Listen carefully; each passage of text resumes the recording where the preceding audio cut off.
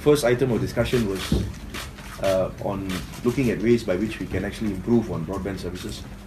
I think that is something that we have heard of numerous times in the last few years, complaints.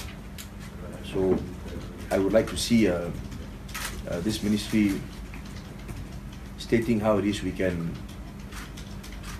double the speed and half the price, if possible. So this is something that which we are going to try and work on, and hopefully, it may take some time, but hopefully we can come up with some results and an announcement on it soon. Okay.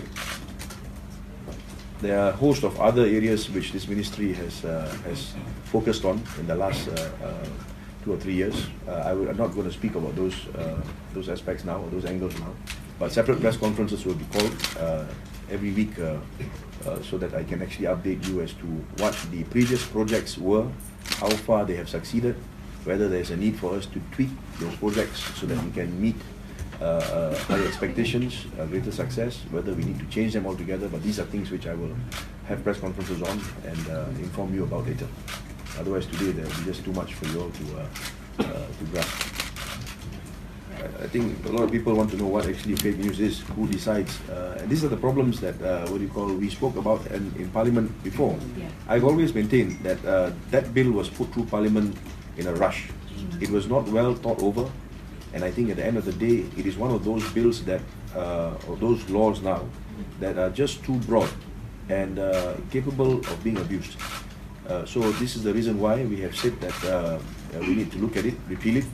And of course, there are other laws as well, which I think curb your freedom, the press in particular. I'll be looking at those laws as well, and we hope to identify them and state exactly what we propose to do with them in the press conferences hereafter. Yes, number one, ada banyak undang-undang yang dalam bahasa Inggeris dia kata overlap. So kita ada undang-undang dalam kanun keseksaan. Kita ada undang-undang dengan anti-fake news bill. Kita ada undang-undang yang lain. So ini adalah satu perkara yang kepada saya perlu dilihat. So we have to try and streamline laws that overlap with each other, number one. Number two, we have to understand that we have a federal constitution. And perlembagaan kita ada kebebasan yang dijamin. But of course, there is no absolute freedom. There is always boundaries in law, and this is stated in the Constitution itself. So what we have to do is we have to bring up all the laws and look at how it is these laws need to be updated.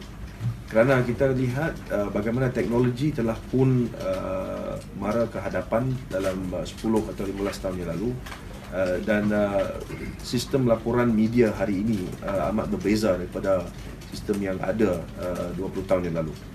Jadi kepada saya, these are all areas which are important, and we have to call these laws up for revision so that they can be brought up to date.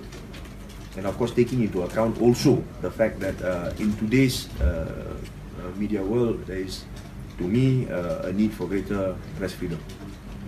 So bagaimana kita akan uruskan itu semua, perkara-perkara itu semua, kita akan lihat. Saya akan minta daripada pihak perundangan supaya diberikan idea-idea yang boleh kita laksanakan pembaharuan undang-undang ini.